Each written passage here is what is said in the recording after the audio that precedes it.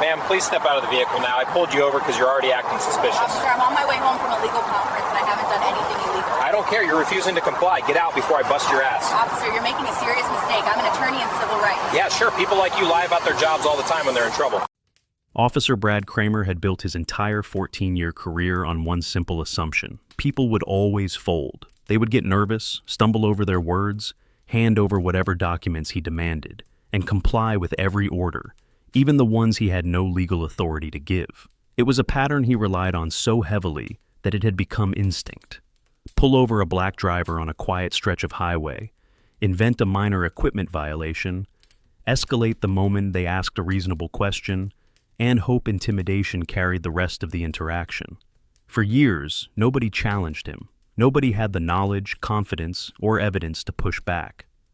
But on this particular afternoon, standing on the shoulder of Interstate 81 with the sun beating down on his uniform and his body cam recording every aggressive twitch in his voice, Kramer wasn't facing one of those people. He was staring down a woman who didn't just know her rights, she taught them for a living.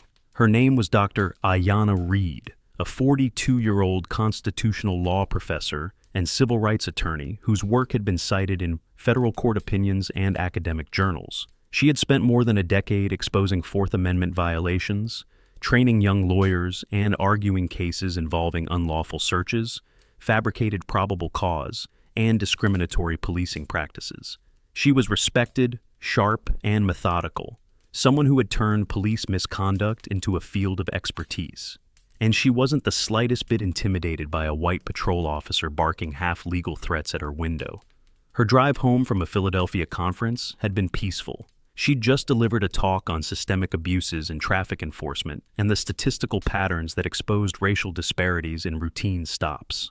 With cruise control set exactly at the limit, music low, and sunlight flickering across her dashboard, she had been thinking about dinner plans and emails she needed to answer. Nothing about the drive justified the sudden red and blue glow that flared behind her. But the moment it happened, she understood the entire script. She'd written papers about this exact kind of stop. A black woman alone on the highway, a supposed equipment issue, an officer who assumes compliance and grows hostile the moment he doesn't get it. She had handled dozens of real cases that began with this same false pretext. Her annoyance wasn't fear, it was recognition. She eased onto the shoulder, placed her car in park, and kept both hands on the wheel. Her dash cam system, wired to activate the moment the car turned on, was already recording. 2 angles, clean audio, time stamped. And as fate would have it, this was the day that footage would become worth hundreds of thousands of dollars. Kramer approached her window with that familiar swagger, chin up, shoulders squared, hand resting just a little too close to his holster. He didn't greet her. He didn't explain the stop. He didn't ask for cooperation. He just issued commands, as though legally justified authority had been handed to him by default. "License and registration," he said. Dr. Reed met his gaze without flinching. "I'll provide them once you tell me the reason for the stop, officer." The shift in his expression was immediate. He wasn't expecting resistance, especially not calm, professional resistance from a black woman he'd assumed would simply comply. The annoyance tightened his jaw before he responded. "Your left brake light is out. Step out of the vehicle." It was a lie. She knew it was a lie. She had checked her lights 2 days earlier after someone lightly tapped her rear bumper in a parking lot. Everything worked. But even if the brake light had been out, the escalation he attempted next had no legal foundation. "Officer," she said evenly, "I checked both brake lights recently. They're functioning." "Step out. Now." And there it was. The pattern she had lectured about hundreds of times. The equipment violation pretext. The immediate escalation when the driver asked a simple legal question. The attempt to assert dominance by invoking lawful orders that weren't lawful at all. "Officer, you don't have authority to order me out without reasonable suspicion of another crime," she said. The body cam recording captured his irritation vividly. He leaned closer, posture hostile, voice sharpening. "I'm giving you a lawful order." "No," she replied, calm but assertive. "You're giving an unreasonable order unsupported by articulable suspicion. Under Pennsylvania v. Mims, you may ask a driver to exit during a valid stop, but that authority is not limitless. What criminal behavior do you suspect?" Most drivers would never say those words. Kramer's pause made that painfully clear. Then came the classic fallback, the manufactured probable cause. "You know what?" he said, raising his voice. "I smell marijuana. Step out." The moment he said it, Dr. Reed almost felt sorry for him. Almost. This was the oldest, laziest, most cliched excuse in the book, invoked so frequently and conveniently that courts across the country had begun questioning its credibility. She had written an entire section of her presentation earlier that same day about officers who falsely claimed to smell marijuana to justify unlawful searches. "Officer, there is no marijuana in this vehicle," she said. "Your claim is false, and your body cam is recording it." "Are you calling me a liar?" he barked. "I'm stating a fact," she said. "You're inventing probable cause where none exists." His radio crackled a moment later as he called for backup, describing her as uncooperative, hoping additional officers would pressure her into surrendering her rights. But she knew precisely how to respond. "Officer, asserting my rights is not uncooperative. You made a fabricated claim about smelling marijuana. You provided no articulable suspicion of criminal behavior, and now you're escalating without lawful justification. I will be filing a formal complaint and requesting all footage." Her clarity rattled him. The camera on his chest captured the widening of his eyes, the tightening in his throat, the realization, too late, that this woman wasn't intimidated and wasn't ignorant. Just 3 minutes later, 2 additional patrol vehicles arrived. One of the officers, a woman named Cole, walked to the rear of the car, examined the brake lights, and returned with a low voice that the body cam still caught. "Both brake lights are fine," she told Kramer. His face paled. Dr. Reed, hearing this through the cracked window, said, "Thank you, officer. As you can see, this stop was unjustified, and your colleague falsely claimed to smell marijuana." Kramer sputtered something about procedures and safety, but Cole and the other responding officer were already exchanging looks that made the truth obvious. They knew this was bad, very bad. Cole approached the window with professionalism the original officer lacked entirely. "Ma'am, I apologize for the confusion. You're free to go. If you wish to file a complaint—" "Oh, I will," Dr. Reed said, accepting the card. "And I'll be requesting all footage through public records." When she pulled back onto the highway, her expression remained composed, but she understood precisely what had just unfolded. This wasn't over. It was only the beginning. Before she reached the next exit, she pulled into a rest area, opened her laptop, and submitted 3 emails. One to Internal Affairs, one to her attorney, and one to a civil rights organization she'd worked with. She uploaded her dashcam footage to multiple encrypted backups. She drafted a detailed timeline of events while they were fresh. She documented every lie, every escalation, every violation. The department had no idea the financial storm was heading straight for them. Because Dr. Reed wasn't just any driver. She was the worst possible driver for a racist cop to target. An expert who knew how to turn every second of misconduct into legal consequences measured in 6 figures. And by the end of this case, the city would learn that lesson the hard way. Before we continue, take a moment to tell me where you're watching from in the comments. And if stories exposing real abuses of power matter to you, hit that subscribe button. This next part gets even more intense. When Dr. Ayanna Reed drove away from the shoulder of Interstate 81, she didn't feel shaken or rattled the way most people would, after being confronted by a white officer with a short fuse and a fabricated claim of smelling marijuana. What she felt was something colder, sharper, and far more decisive: purpose. Everything about the stop, the hostile tone, the invented justification, the demand that she step out of the car without any real suspicion, was precisely the kind of unconstitutional policing she had dedicated her life to exposing and dismantling. And now she had something few victims ever had: unimpeachable video evidence, a spotless professional reputation, and the legal expertise to turn what he intended as intimidation into accountability. But what Ayanna didn't yet know, what would soon transform her case from a single misconduct claim into a departmental scandal, was that Officer Brad Kramer had left a long, threadbare trail of similar encounters behind him. As she exited the interstate to pull into a rest area, the adrenaline she hadn't even realized she was carrying finally loosened. She parked her car, locked the doors, and opened her laptop across her lap. Her fingers moved without hesitation, drafting a precise timeline of events, capturing every detail exactly as it happened: the initial stop, the false brake light accusation, the demand she exit the vehicle, the fabricated smell of marijuana, the backup arrival, the contradicting officer statements. The timeline wasn't just for the lawsuit. It was for herself, to establish a clean, unbroken memory from the first second to the last. After uploading her dashcam and rear camera files to both her encrypted cloud drive and a physical external SSD, she made 3 calls. One to Internal Affairs, leaving a calm but firm voicemail, one to her attorney, Jonathan Hale, and one to a civil rights nonprofit she'd partnered with many times before. Only after the 3rd call did she allow herself to exhale. She had done everything right. Now she had to wait for the system to react. Internal Affairs received the complaint within an hour, and by the next morning, the case file had already landed, uncomfortably, on Sergeant Daniel Mercer's desk. Mercer had handled hundreds of complaints over his career, but something about this one felt different, even before he hit play. Her writing was exacting, heavily sourced, full of Sewell's legal terminology that most complainants couldn't pronounce, let alone deploy with authority. And the moment he played the video footage, he realized he was staring at a potentially career-ending incident, not for her, but for one of their own. He watched Kramer's approach, his posture, the immediate aggression, the refusal to state the reason for the stop until pressed. He watched the fabricated accusation. He watched the escalation when she remained calm.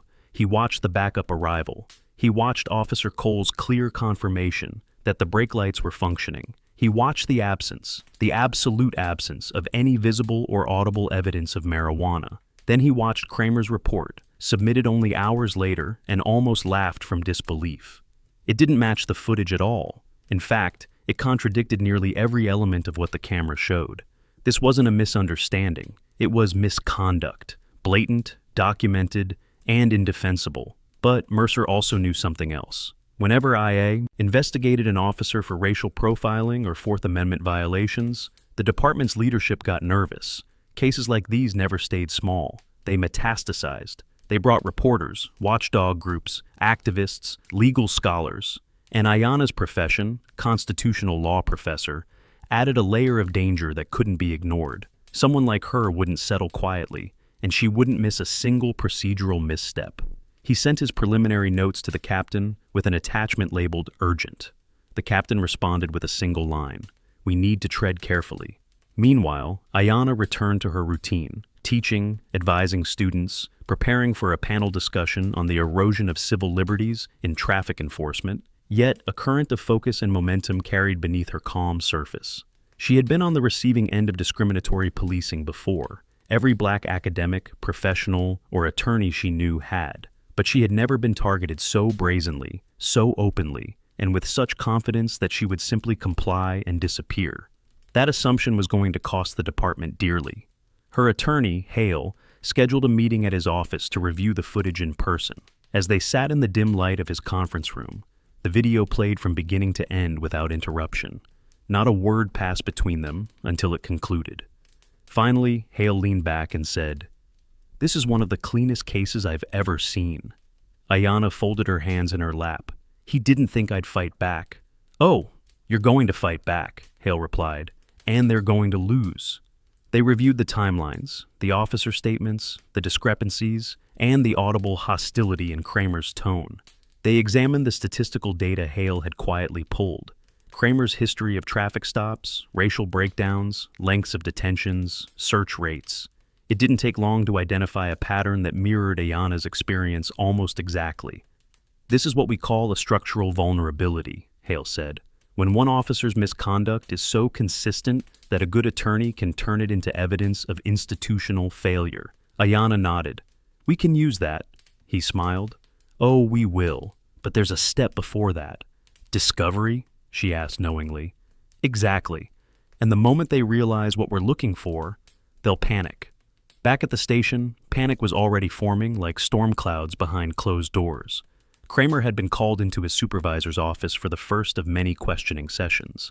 At first, he postured, complained, deflected, insisted she was lying, insisted she had been combative and aggressive, insisted the marijuana smell was real, insisted his memory was accurate. But each time he spoke, the supervisor slid a printed transcript across the desk and asked him to point out where the behavior he described actually occurred. He couldn't. He insisted her brake light flashed off mid-drive. The footage showed it working perfectly. He insisted she shouted. The footage showed her speaking lamely. He insisted she refused lawful commands. The footage showed her explaining the law accurately. He insisted he smelled marijuana. The footage captured no such moment, and both backup officers contradicted him. Kramer's defensiveness began to crack into desperation. "You're going to believe her over me?" he said. "I'm going to believe the camera," his supervisor replied. They placed him on administrative review, which was code for, "We don't want to suspend you yet, but we're pretty sure this is going to get ugly." And it did. Internal Affairs requested every traffic stop recording from Kramer's body cam and dash cam for the last 12 months. When the files arrived, gaps appeared everywhere: missing footage, corrupted audio, unexplained shutdowns, exactly when searches took place. It wasn't subtle, it wasn't defensible, and it wasn't accidental. When Mercer saw the list, he closed his eyes, breathed out, and muttered, "He's destroyed evidence." It was the worst thing a department could discover in the middle of an active civil rights complaint. Ayanna didn't celebrate the news. She processed it with the analytical precision of a litigator preparing for a major trial.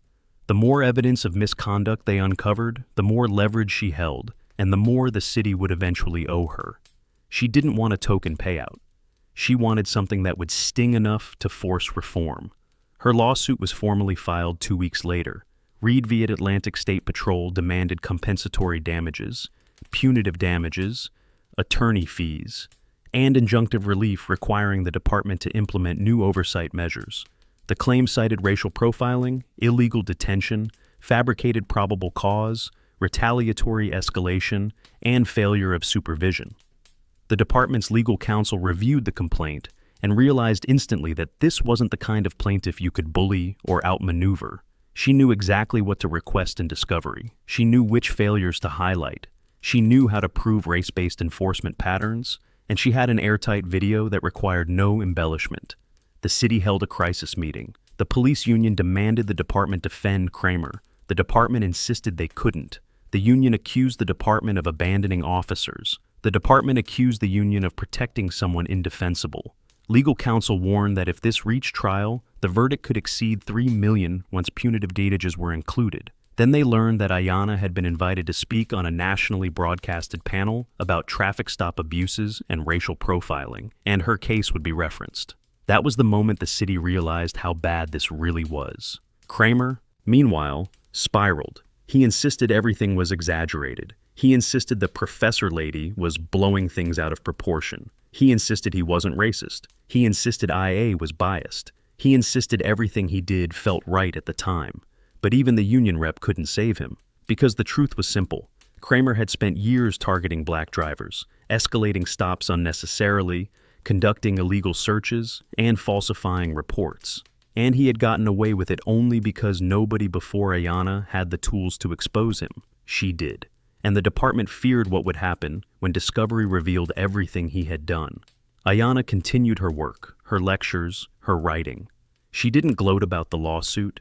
She didn't broadcast the case publicly. She didn't seek attention. She simply pursued justice with the same quiet intensity she brought to every fight. What kept her determined wasn't revenge. It was my responsibility. She knew that the average black driver wouldn't survive a stop like hers without trauma, fear, or long-term distrust.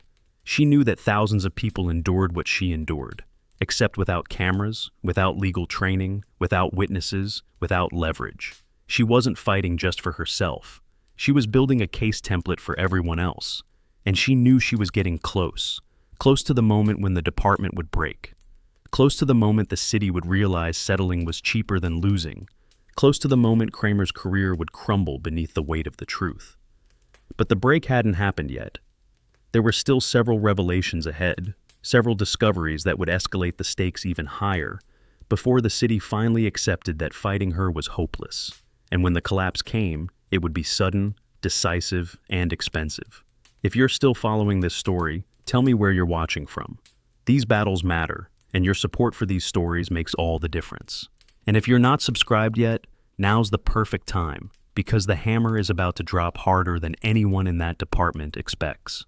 The breaking point came on a quiet Thursday morning, nearly 7 weeks after the stop, when Internal Affairs finally received the last digital archive from the department's evidence servers. A junior IT technician, someone with no stake in the politics of policing, noticed something unusual while indexing the files. A single folder marked with Kramer's badge number contained dozens of manual deletions. Some were time-stamped until late at night. Some were removed immediately after stops involving black drivers, and several had been overwritten despite policies requiring automatic retention. The technician flagged it. Internal Affairs read the flag. And that discovery detonated the entire investigation. To outside observers, the moment looked simple: a folder, a handful of missing clips, some corrupted audio. But inside the department, where they understood exactly what those missing minutes implied, it was catastrophic. Officers occasionally forgot to activate their cameras, but this wasn't that. This was intentional removal of footage, evidence relevant to ongoing investigations. It was a violation of department policy, state law, and federal civil rights regulations. It was the type of misconduct that destroyed careers, voided prosecutions, and cost cities millions. The captain called an emergency meeting with the Internal Affairs team. Not a word was spoken for the first full minute as they scrolled through the deletion logs. Each missing file represented not only an erased encounter but a potential constitutional violation that would never be recovered. What Ayanna had called a textbook Fourth Amendment violation was no longer isolated. It was part of a much larger pattern of suppressed evidence. Was this intentional? One IA investigator asked. Intentional isn't a strong enough word, Mercer replied. This is systematic. They notified the district attorney's office, which had to immediately review every pending case involving Kramer. Nearly a dozen traffic stops and arrests collapsed overnight because the missing footage meant the state could not prove its evidence was lawfully obtained. Defense attorneys filed motions. Judges demanded explanations. And through all of it, Kramer insisted he had done nothing wrong, even as the noose of accountability tightened around him.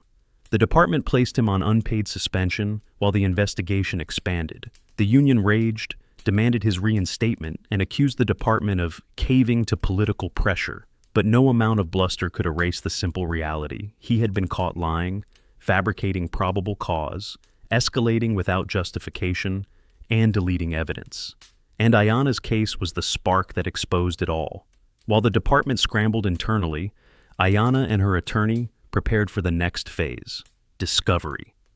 They requested access to every supervisory review related to Kramer, every stop log, every complaint filed against him, every training record, and every recorded interaction that preceded her own.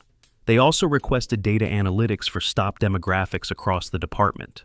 The city's lawyers pushed back, hard. They argued the request was too broad, too burdensome, too intrusive. They claimed it would pull in private citizen information, compromise unrelated cases, and create privacy conflicts. They wanted to keep the investigation as narrow as possible.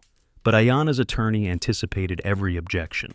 In their motion to compel, they cited case law, statistical patterns, and the importance of establishing motive, practice, and precedent in Pine 1983 civil rights cases. The judge agreed. The department was ordered to comply, and that compliance revealed something far worse than I expected. Kramer wasn't just an officer with a handful of questionable stops. He was the leading officer in the entire region for discretionary detentions of black drivers. He conducted far more searches than any officer in his unit. His reports contained language matches, recycled phrases, the same invented justifications, the same contrived claims of smelling marijuana. He used identical wording in at least 19 unrelated stops. He wasn't sloppy, he was consistent, and consistency proved intentionality. Ayanna read the data without blinking. This is a pattern, she said quietly, a pattern they should have caught years ago. Hale nodded. And now it's going to cost them real money. The department knew this too. They knew the moment a jury saw side-by-side comparisons of his reports, his body cam footage, his missing recordings, and the demographic data that pointed overwhelmingly to racial bias. They would have no defense. Juries did not look kindly upon officers who falsified evidence. They looked even less kindly upon departments that failed to stop them. Behind closed doors, the city's legal counsel warned the police chief, if this goes to trial, we're looking at a multi-million-dollar verdict. possibly the largest civil rights payout this county has ever seen. The chief asked, "How much is she asking for?" $2.4 million. Will she settle? Not for anything less. The chief exhaled slowly. Then we'd better come prepared. Ayanna returned to the classroom as the investigation unfolded, her students watching her with an even deeper level of respect than before. They knew the story. Everyone did by then. In legal circles, the footage had become a teachable example in conferences and seminars, shared among attorneys, judges, and scholars alike. Students referenced her case in essays, class discussions, even moot court arguments. One afternoon, after a lecture on search and seizure jurisprudence, a first-year student stayed behind. "Professor Reed," the student said, voice steady but earnest, "I saw the footage. I don't know how you stayed that calm." Ayanna smiled faintly and closed her laptop. Calm doesn't mean unafraid. It means prepared. "But you knew the law better than he did." "That's true," she said, "but knowledge only matters when you're willing to use it. And you did. That's why he lost." The student nodded slowly, absorbing the deeper point. "Most people don't have your level of knowledge," they said. "That's exactly why accountability matters," Ayanna replied. "People shouldn't need a law degree to survive a traffic stop." Meanwhile, Kramer's life was collapsing. He avoided coworkers in the hallways, avoided eye contact, and avoided conversations. Even officers who might have defended him before now kept their distance. He was no longer viewed as a fellow officer caught in a political moment. He was a liability. His name was whispered with contempt, fear, and embarrassment. He tried to defend himself, tried to claim the dash cam was malfunctioning, tried to insist that Ayanna had been aggressive or deceptive. But every defense he attempted was crushed by video evidence that didn't blink, didn't forget, and didn't exaggerate. Then came the final blow. Internal Affairs, after reviewing his entire stop history, found that more than a dozen of his reports contained demonstrably false statements. In several cases, the individuals had been arrested based entirely on Kramer's fabricated observations, and subsequently entered plea deals solely because they feared harsher charges. Those convictions were now under review for dismissal. For some people, his lies had destroyed careers, finances, and opportunities. Ayanna understood that her case wasn't just about herself. It was the key that unlocked the truth for dozens of others who had been powerless to fight. The department had no choice. They terminated Kramer for cause. He lost his badge, he lost his pension, he lost his future in law enforcement. Even the union couldn't save him, but the lawsuit wasn't over. The firing was only step one. Accountability is not justice. Justice, in civil rights litigation, is financial. Settlement negotiations began quietly, behind closed doors. The city knew they were negotiating from a position of pure weakness.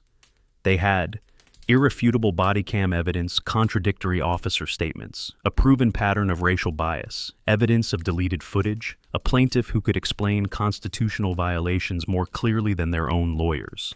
They couldn't fight it. They could only decide how much they were willing to lose. Ayanna didn't ask for revenge. She asked for systemic reform. And money, significant money, because settlements forced departments to remember their failures.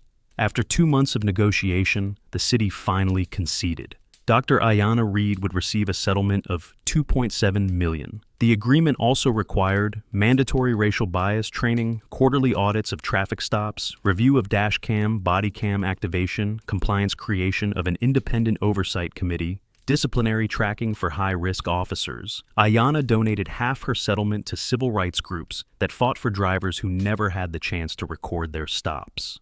The remaining funds she invested into research focusing on police accountability models nationwide. Her case became a national precedent.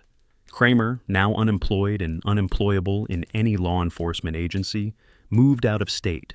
Rumor said he applied for multiple security jobs and was rejected each time once his termination records were requested. He spiraled through anger, denial, and self-pity, but never once acknowledged that his downfall began the moment he lied to a black woman who refused to be intimidated. Ayanna didn't think of him again.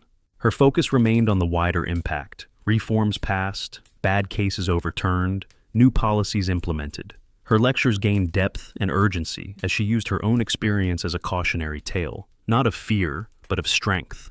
She often ended her speeches with the same message: Rights mean nothing if they're never asserted. Power means nothing unless it's held accountable.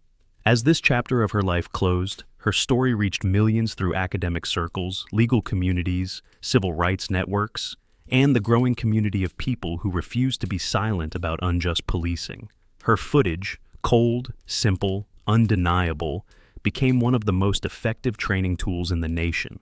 And if you're still watching, I want to know, where are you tuning in from? Stories like these matter, and your voice helps push them forward. If you believe accountability should never be optional, make sure to like this video and subscribe. More real stories are coming, stories of people who refuse to be crushed by misconduct, and who force systems to change whether they want to or not. Because rights aren't given, they're taken back, one recorded traffic stop at a time.